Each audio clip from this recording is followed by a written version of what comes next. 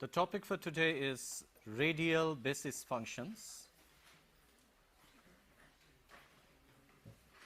Before going into the network details, we will be talking about the very basics of what radial basis functions mean, and in that we will be covering one of the very important theorems, one of the fundamental theorems upon which this radial basis function is based upon, and that is Cover's theorem. So we will be treating the fundamentals as well as the Cover's theorem in today's lecture. But before we begin this topic, there are one or two discussions that I wanted to have related to the backpropagation algorithm. In fact, we have been seeing about several aspects of the backpropagation algorithm so far, and one of the things which backpropagation algorithm has to take care is the question of generalization. And what we mean by generalization is that if you have trained the multilayered perceptron with backpropagation algorithm with several input-output pair of patterns, okay, I mean it knows that how to train the system for the test patterns, for the training patterns, but whenever you feed a test pattern, okay, then what is the guarantee that the test pattern is correctly, we are obtaining the correct kind of output for the test patterns, okay. We can only have that because the test data was not there during the training. I mean in general it will be so that you will be having a separate set of data set for the training and a separate data for the test. So the test data does not necessarily include any training data. If accidentally there is some training data, well and fine, I mean then it will be very correctly classified if the problem is a classification problem. But in general I think we cannot really say that that the test data will be generating the proper output. It does if there is a proper generalization. What I mean to say is something like this, like say for example we have got some input-output function, okay. The function as such is not known to us, I mean known to us in the sense that we are determining the function through the training process, right. So here we have the output, okay, and here we have the input, although I am considering the input set of points in one dimension, but in general it will be in the multidimensional space. So let us say that this is one input, this is one input, this is one input, this is one input, and this is another input, say this is another input, like that. And for these inputs, okay, the corresponding outputs are obtained here, like if this much is the input, okay, then the corresponding output is here. If this is the input, this is the corresponding output. Now the thing is that these are, I mean all the crosses that I have given in this drawing, they are the training patterns. All these are the training patterns where their input-output behavior is known, right. Now what the neural network does is that with the training, okay, it fits a curve, okay. Essentially neural network training is nothing but a curve fitting problem. So we fit a curve like this.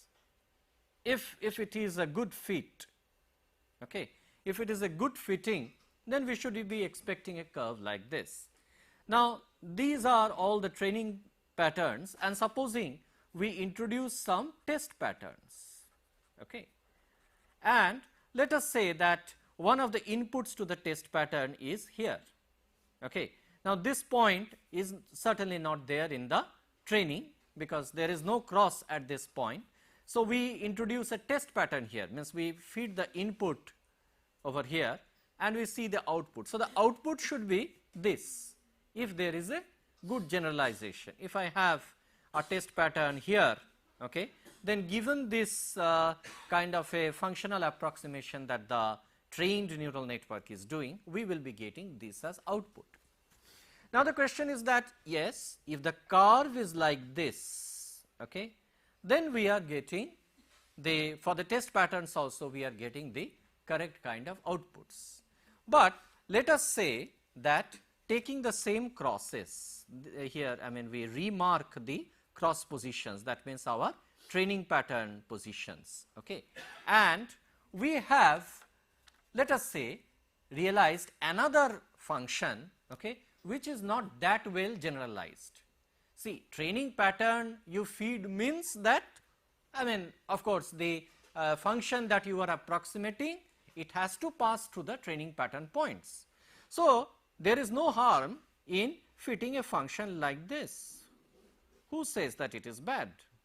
Because this function which I have drawn with blue, okay, this is also passing through all the training patterns, okay. But if I have to accept this blue function, okay, as my approximating function, then for this input I would be getting this as the output, not this, and for this input I will be getting this as the output, not this. But question is that when you see an output of this kind or an output of this kind, would you say that it is generalized? It is not, because I mean although we have trained it, but it lacks generalization. Now, many a times the generalization lacking is due to what is called as the overfitting of the data. By overfitting, I would like to say that, okay, you take a training set, okay. Now, a training set, how are you deriving? I mean people derive it using the, I mean from the real life examples, okay. I mean from the actual process or from the actual data that is available, some sample data which are available, they are used for training. Now, such kind of data are always subjected to some noise, okay. There may be some noise that is present in the training pattern itself. Now, if I mean supposing this is the set of patterns, okay, that with which I have trained. Now, supposing I have got one odd point, one outlier, let us say, that supposing in this training patterns that I have got with which I have trained, supposing there is a pattern over here, means this is here and then the next is here. Now, clearly this is an outlier that it does not fit into any proper curve fitting, a proper smooth curve fitting will not fit this point. So, this is definitely a noisy point. But if I make the neural network properly trained with all these training data without bothering that whether it is a noisy data or whether it is the right kind of data, neural network will faithfully train it, and when it trains it will realize a function, okay, where such kind of generalization will be lacking, because it also learns the noisy data. That is the thing. Because it learns noisy data, there will be errors that it will be making when the test patterns are presented. Now, the question is that on what are the factors on which this generalization is influenced, okay. Now, the generalization of the capability of the backpropagation algorithm is influenced by three factors, okay. So, generalization is affected by three factors, and what are they? Number one, very important, is the size of the training set, okay.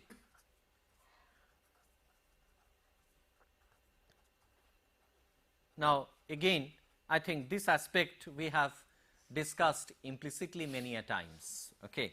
I think even during the discussions of the singular perceptrons we have talked about this aspect, and in fact you remember that we also talked about the VC dimension, which determines that what is the size of the training set up to which we can go, okay. And then the second factor is the architecture of the network. Now, it may be that your training set is fixed, okay, but you can go through different architectures, like say for example in the backpropagation algorithm only for multilayer perceptrons, you can design the architecture in a different way. You can have different number of hidden layers, you can choose different hidden layer neurons, okay, different number of hidden layer neurons in a hidden layer, Okay. That is to say that you can influence the architecture of the network. And the third factor, of course, it is not under anybody's control because it is very much problem dependent, that is the physical complexity of the problem at hand.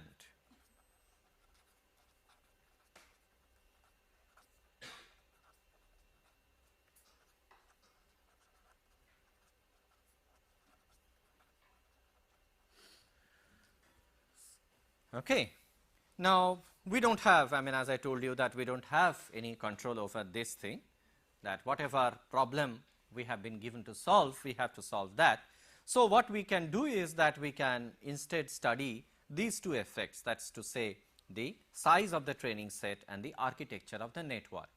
Now, we cannot simultaneously vary the both. So, we can see that by keeping an architecture of the network fixed, okay, if we try to experiment upon the size of the training set, okay, then obviously we should get some result, and it is seen that if you fix up the architecture, okay, and determine the size of the training set, then the size of the training set, that is n, if n is the size of the training set, that will be given by the order of W by epsilon, where W is the number of free parameters in the network.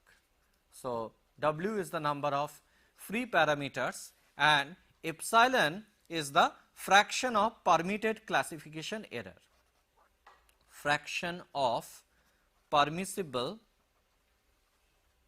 classification error, okay, which means to say that if supposing epsilon is equal to 0.01, 0.01 means that we can tolerate 1% of classification error, okay, and then W could be anything. So, if it is W by epsilon and if epsilon is equal to 0.01, that means to say that it is order of 100 times W. So, whatever number of free parameters are, okay, it should be 100 times of that. That should be the training, I mean the size of the training set, okay. So, naturally if you are wanting the fraction of permissible classification error to be very low, then you have to go in for a very large training set for a good generalization, okay. And the other thing that one can study is that you keep the size of the training set fixed and then you find out the architecture, okay. Now, lot of such studies have been made and I am not going into the details of it because we have already covered several lectures related to the backpropagation network, and in fact, I expect that those who are attending this course, okay, they should I mean also have their own study. I mean they should I mean I should also encourage them to have some self study with the materials that are available in various books and journals, okay, just to study more about the aspects of the multilayer perceptron, so that when it comes to the solution of your problems, you can help it. I mean you can try to use it for your benefit, okay. So, having said that, I think we can afford to move over to the next topic that we are going to cover, and that, as I told you, is the radial basis function. And in this, we are first going to cover a very basic theorem that is presented by Cover, okay. Now, before we go into the Cover's theorem, I think it is better that we spend some time, okay, discussing about the very basic fundamentals of the radial basis functions, okay. Now, radial basis function structurally is a multilayer perceptron, okay.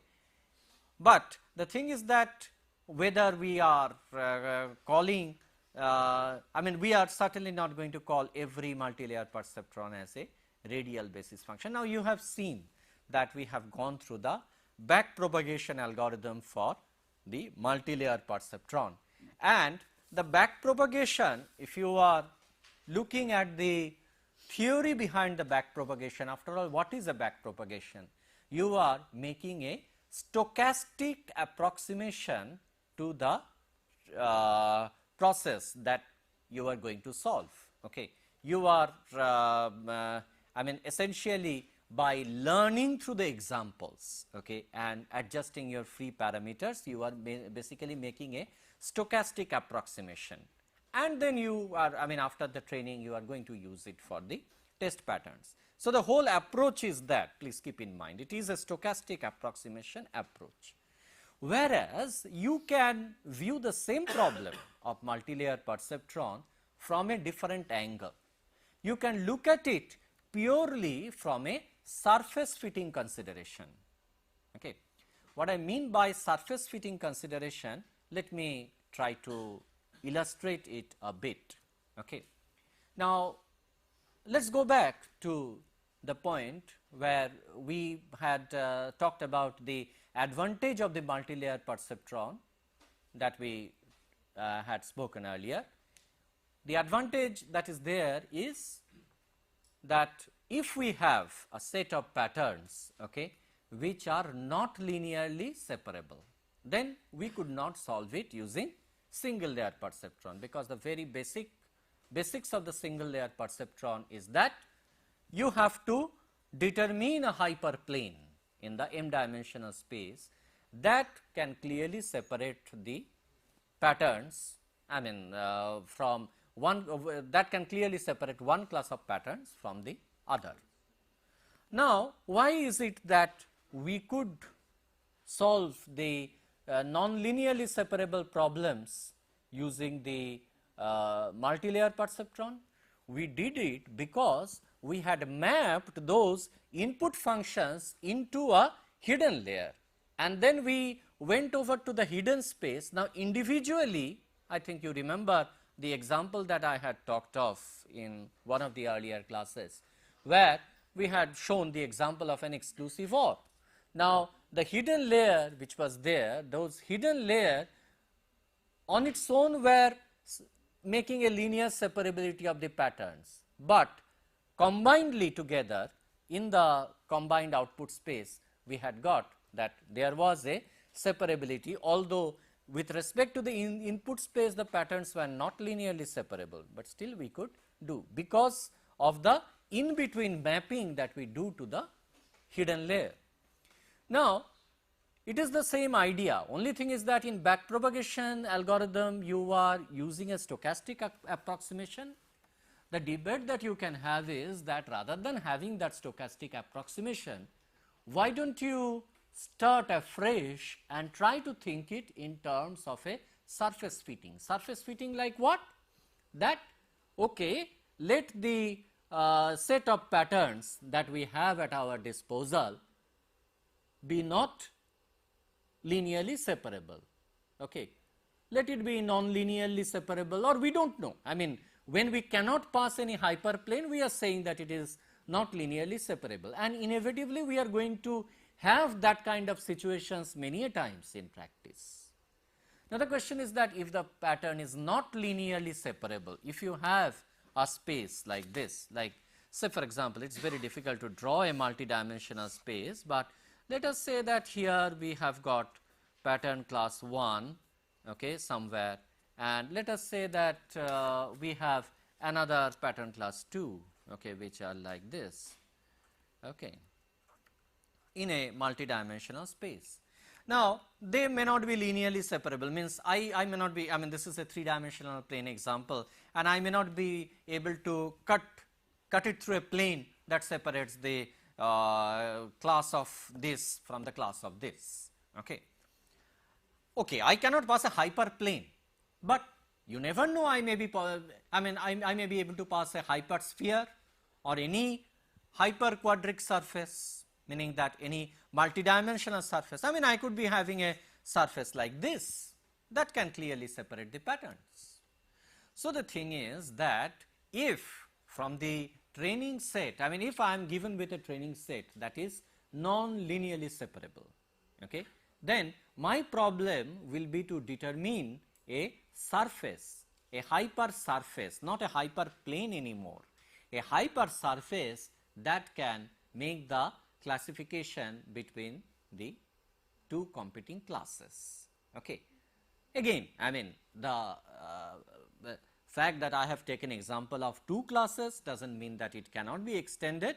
It can indeed be extended to multiple number of classes also. The same idea extends. In fact, we had talked about the extension into the multi-class classification in the last lecture itself.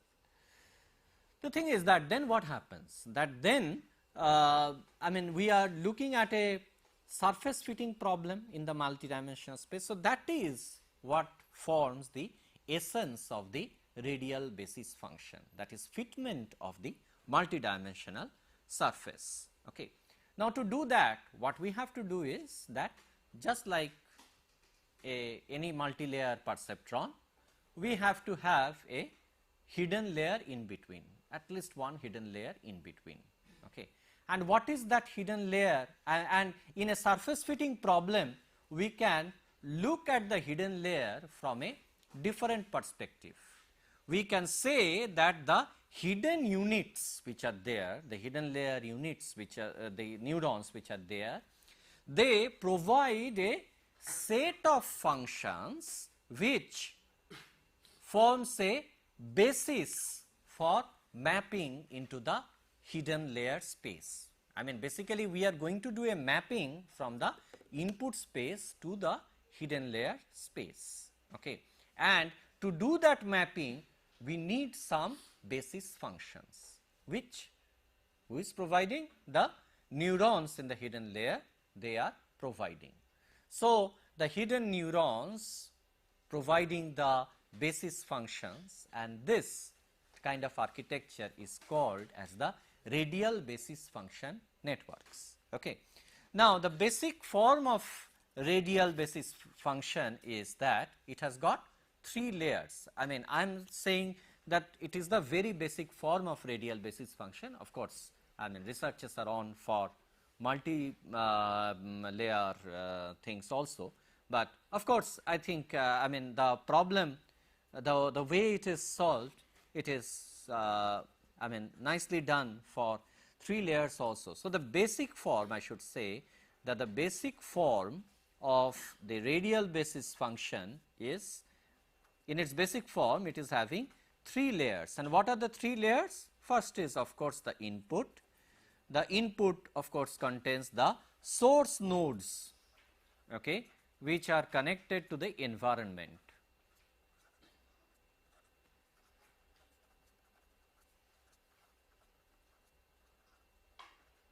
Then we will be having hidden layer. In fact, since we are having 3 layers altogether, we can have only one hidden layer in the basic form. Okay. Only one layer, okay, which does a nonlinear transformation. This is very important. It does a nonlinear transformation, okay, from what to what? Nonlinear transformation from input space to the hidden space. Okay. And very interestingly, it is found that most of the times we find that the hidden space dimensionality is higher. In fact, that is the I mean that is based on the theory that Cover had proposed, what we are going to discuss shortly. So, the dimensionality of hidden space is definitely higher. Okay. So, hidden space with higher dimensionality, and then we are having the output layer. Okay. The output layer that supplies the response.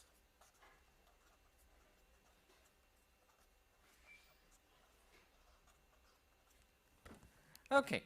So, this is the 3 layer structure. Okay.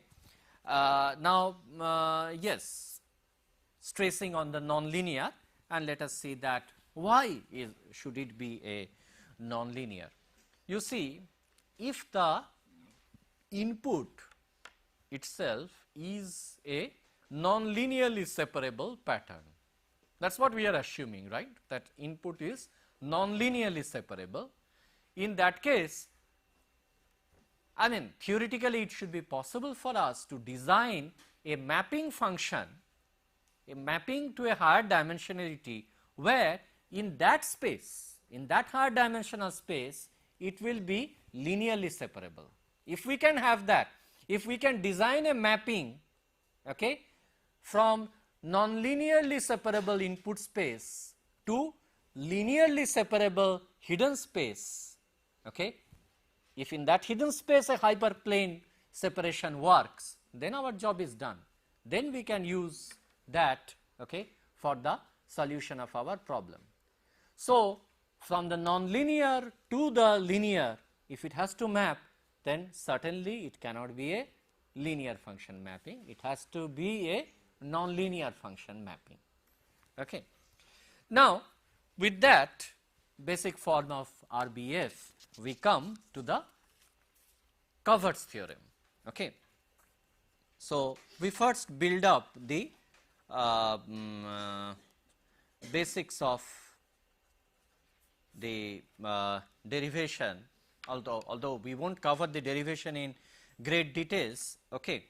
Now, before we go into the discussion on Covert's theorem, let me tell the statement of Covert's theorem. It says that a pattern classification problem cast in high dimensional space is more likely to be linearly separable than in a low dimension space.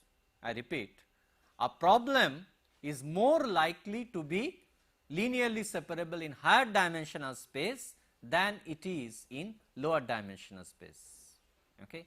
So, that is why it makes sense in doing a mapping from the lower dimensional input space to some higher dimensional hidden space. Okay. So, having said that, I think we should write it down because the statement of that is very important.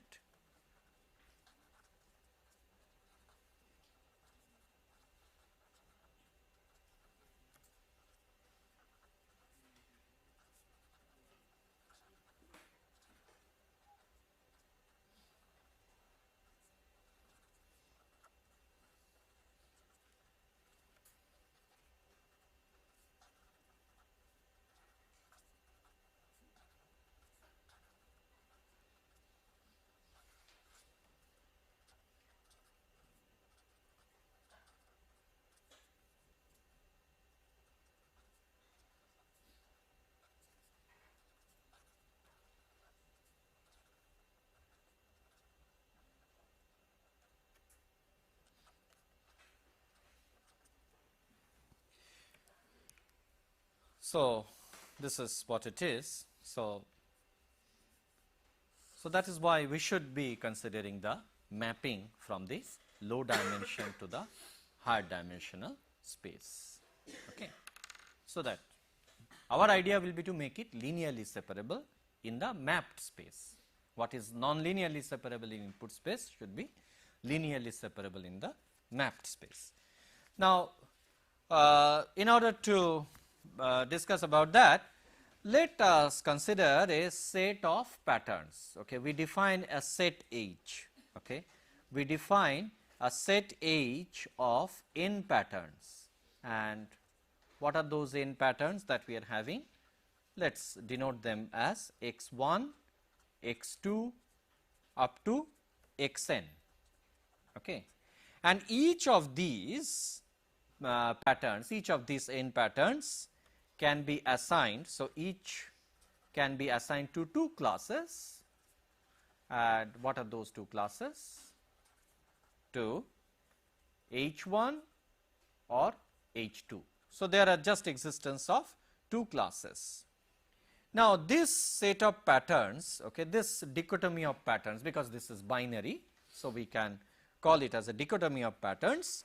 This is separable with respect to a family of surfaces if there exists a surface in that family that separates H1 from H2. Okay. Now, again, I mean, in order to explain this, let us say that we have got a multi-dimensional space where we are having patterns of one type, patterns of another type. Okay. And the thing is that if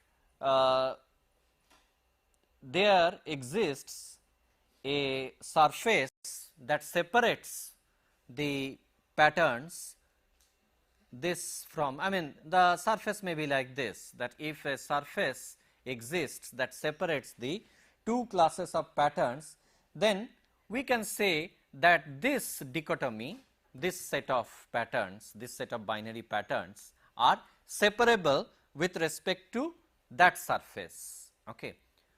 Or to say that if we have got a family of such surfaces, okay, then if at least in one of the members of that family, okay, it is separable, we can say that it is separable with respect to that family of classes. All right. Now, okay, this can be, I mean the ideas will get more clear as we proceed. Okay. Now, what we do is that for each of the pattern, I mean let us take a pattern X, okay, which belongs to the set H. So, X pattern, X vector belonging to a, for each of this pattern, for each X belonging to H, okay, let us define a vector which is made up of a set of real valued functions. Okay. So, we define a vector made of a set of real valued function. And what are those how are we going to write that set? Okay, that vector will be written as like this, I mean the set of real valued functions. So, we will be defining a real valued function phi I of x vector, okay, given that I is equal to 1, 2 up to some number, let us say m1. So, that means to say what? That we have got m1 number of different functions, m1 number of different real valued functions are available, phi 1, phi 2, phi 3 up to phi m1. There are m1 number of real valued functions which are available with us as a set. And with this set of functions, we can map x into what? We can map x into phi x. Okay. So, given some x, okay, it can be mapped into phi 1 x, phi 2 x, so on up to phi m1 x. So, m1 such different mappings will be possible, okay, if we take a set of such real valued functions. Okay. Now, we take these, I mean we refer to these phi I functions, okay, as the hidden functions. So, all these phi i's, okay, all these set of functions, they are referred to as a hidden function because it plays a role very similar to the hidden units in the multilayer perceptron. Okay. Now that we have got m1 different such real valued functions available, okay, that essentially spans a space. Okay. So, the space that is spanned, so the space that is spanned by the set of hidden functions. So, the set of hidden functions I can write as the set of phi I x, okay, I is equal to 1 to m1. This is referred to as the hidden space or feature space.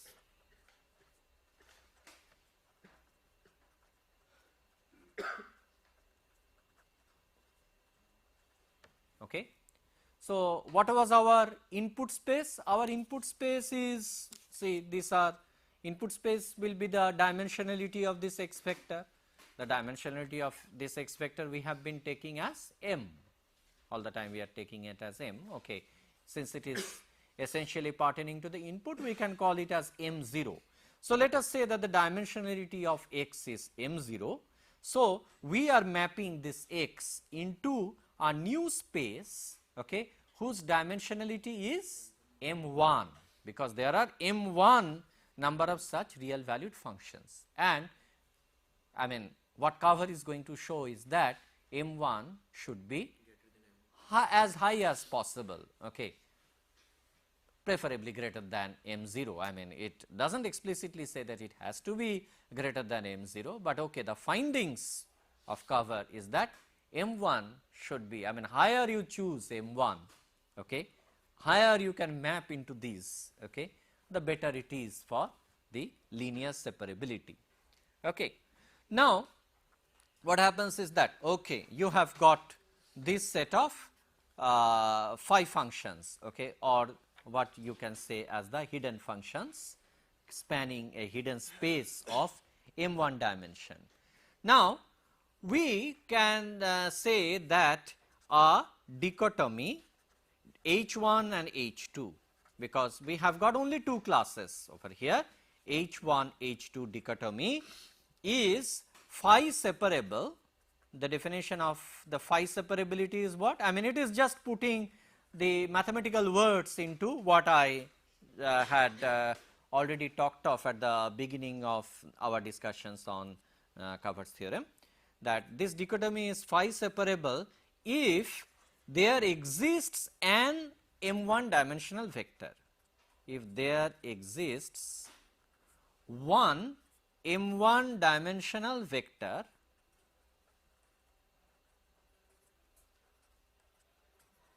in fact, finding out one such M1 dimensional vector itself is good enough, all right, because if we choose a family of functions, after all we have chosen a family of functions, isn't it? There are M1 number of such functions, and if out of these M1 functions one fulfills the separability criteria, then we can say that okay, using the phi functions is worth it, because at least one member of this phi function is able to solve our problem.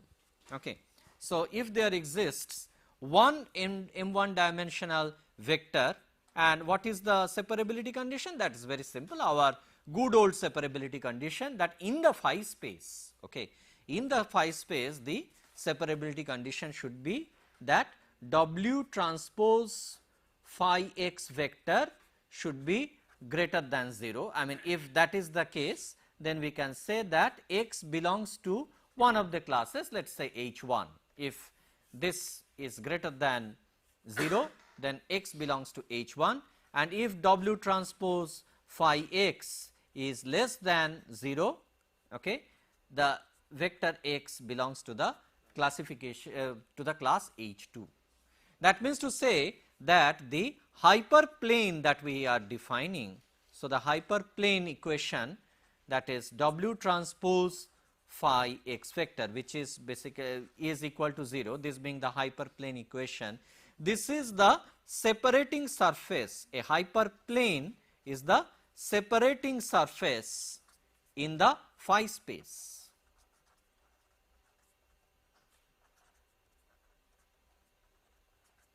So, to find a network like this, so to have this situation fulfilled, what is the condition? That in the phi space the function must be linearly separable, because it is a linear separability condition in the phi space. But phi space is not the one that is your input. Your input is a different space. You are mapping from the input to the phi space. So, now you have found out a good surface in the phi space, a linearly separable surface in the phi space. If you do a reverse mapping of that surface, which is a hyperplane in the phi space, if you reverse map it to the input space, it will no longer remain as a hyperplane. It will remain as a, it will be a hypersurface, a general hypersurface it will be. So, the inverse image of the hyperplane, if you see, okay, that is to say that the inverse image of this hyperplane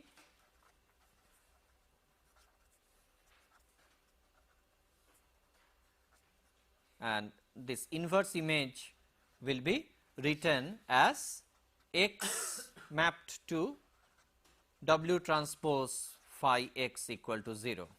So, if we do the inverse mapping of this into the x space, okay, that will define the separating surface in the input space, okay, which is not a hyperplane anymore, it is a hypersurface. It is a general hypersurface.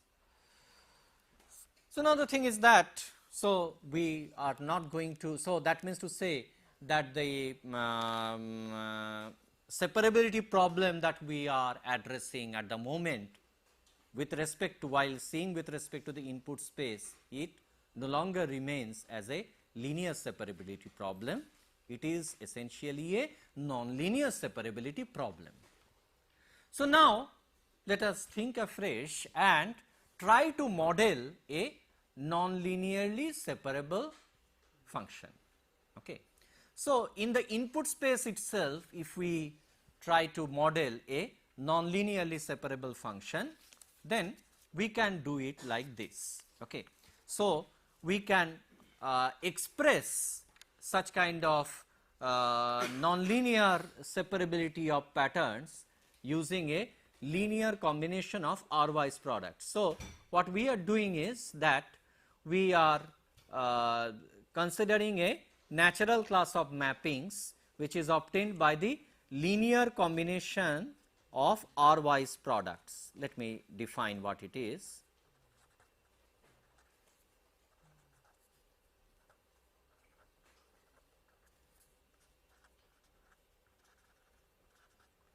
And what is that? It says that you can express the mapping function as a summation like this, I mean a linear combination, but linear combination of what terms? Where the, I mean where R-wise products means R-wise products of the pattern coordinates. Okay, so we have to write that R-wise products of the pattern coordinates. Now, you see the definition of the hyperplane is that when you are describing a hyperplane equation, then the hyperplane equation will be of the form of, I mean let us say if the elements of the x vector is x1, x2, x3, x4, x5, let us say a 5-dimensional vector, then a hyperplane equation typically will be a1 x1 plus a2 x2 plus a3 x3 plus a4 x4 plus a5 x5 is equal to 0. That will be a kind of hyperplane equation, okay, plus some constant term. That will be the hyperplane equation in the 5-dimensional space. But the thing is that here, I mean it is a hyperplane, so it does not have any term like x1 square, x2 square, x3 squares, or any cross terms like x1 x2 or x1 x3 or x1 x2 x3, x1 x2 x3 x4 x5. So, all such cross terms are very much permissible. So, if we entertain all such nonlinear terms in our hypersurface equation, then we can form a generalized hypersurface equation, okay, where all such nonlinear terms and cross terms are included. Okay.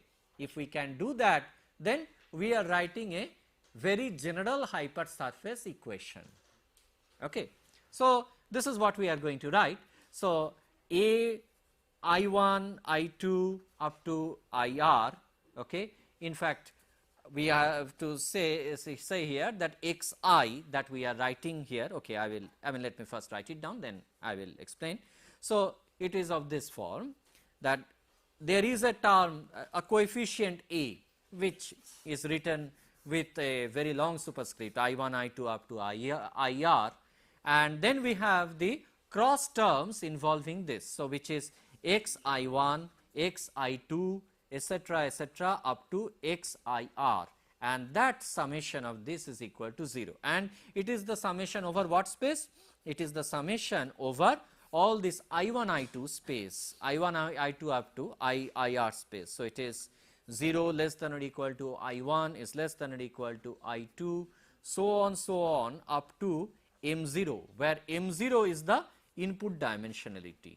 So, M0 is the input dimensionality, okay, and there we can and then what is xi? Xi is the ith component of input vector x.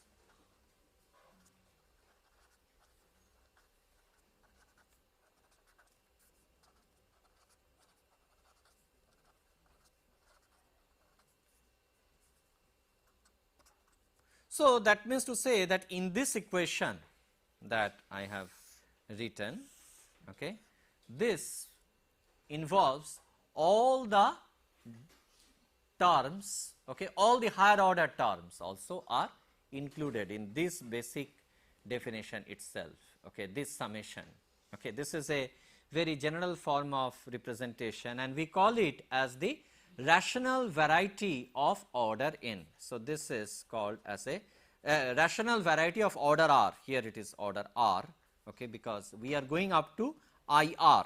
So, here it is r terms. So, we are going up to IR. So, this is called as the rational variety of order r, rational variety of rth degree we can say.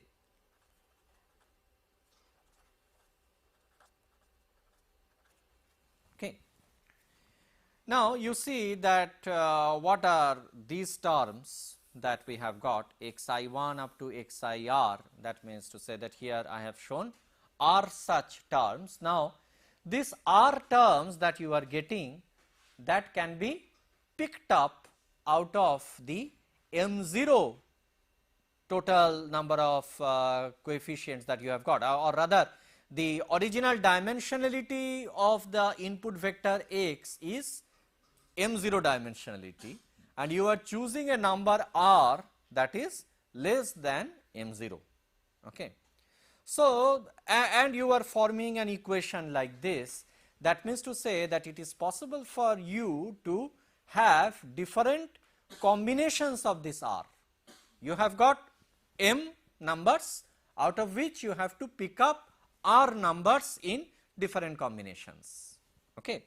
So, basically it is a combinatorial problem and all this rth order product of entries, you see this what I have written x1, xi1, xi2 up to xir, this is an rth order product. Okay. This is an rth order product. Okay. And this one is called, I mean such kind of a product term, that is called as monomial. Okay. So, this x1, xi1, xi2 up to xir, the term that we have got, this product term, this rth order product term, this is called as the monomial. So, how many monomials like this are possible? We have got totally m0 number of monomials, m0 number of inputs available, out of which we have to choose r. So, that means to say that we have got m0 CR, or rather to say we have got m0 minus r factorial by m0 factorial and r factorial.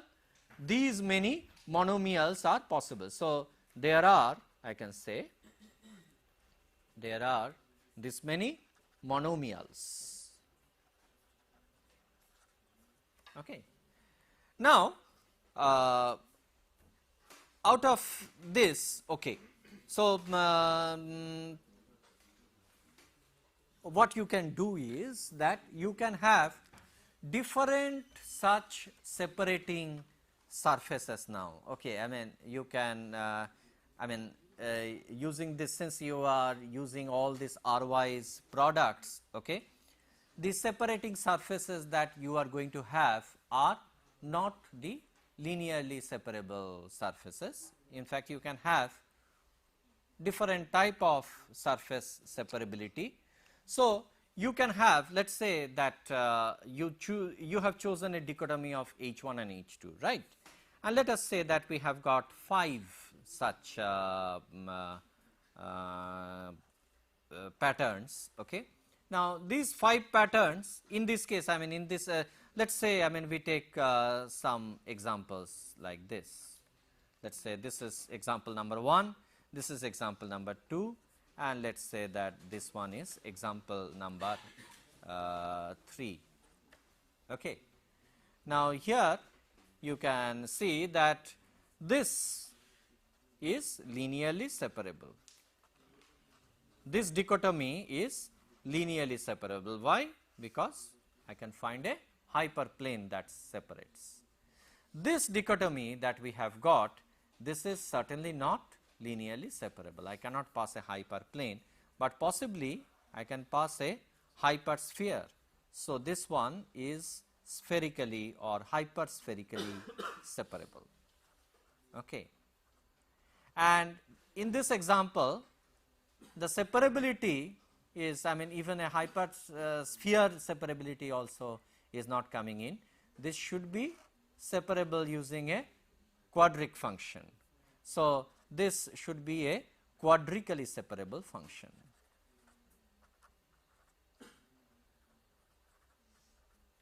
Okay.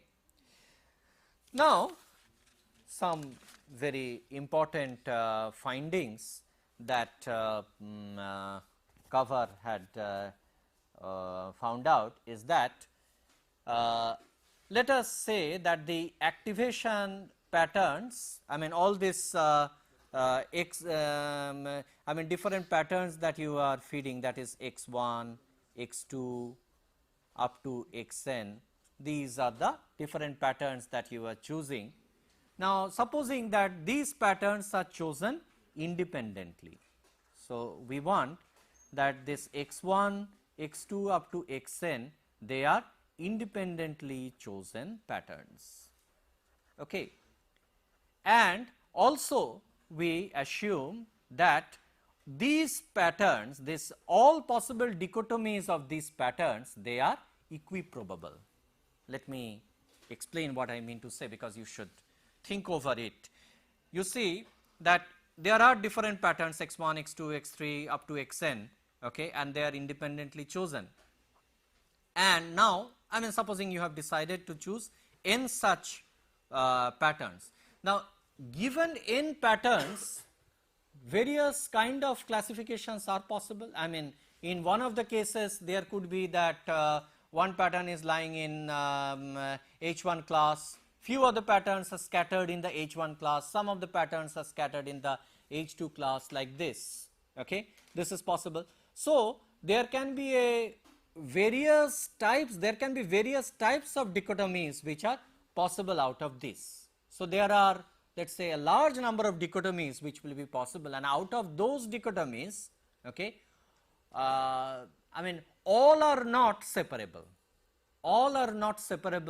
using even this non-linearly separable functions. There are only a few which are separable. So, what Cover did was to study the probabilities that such kind of dichotomies are separable.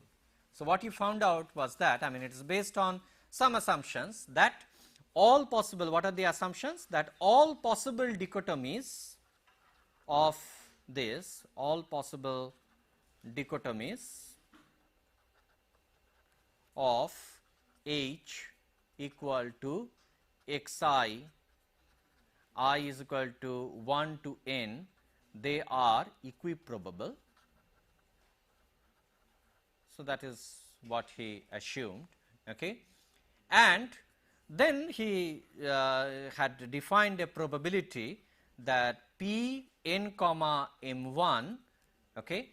Why n comma n1? Because we have got n number of patterns which are mapped into an m1 dimensional space. So, if p n m1 denotes the probability,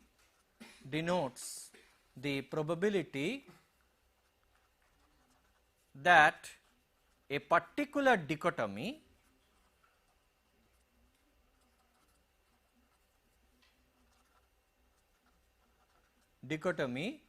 picked at random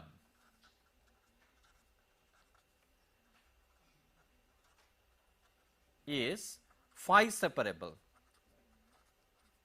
Phi separable, you understand? Phi separable means that when we map into the phi space, then it gets separable.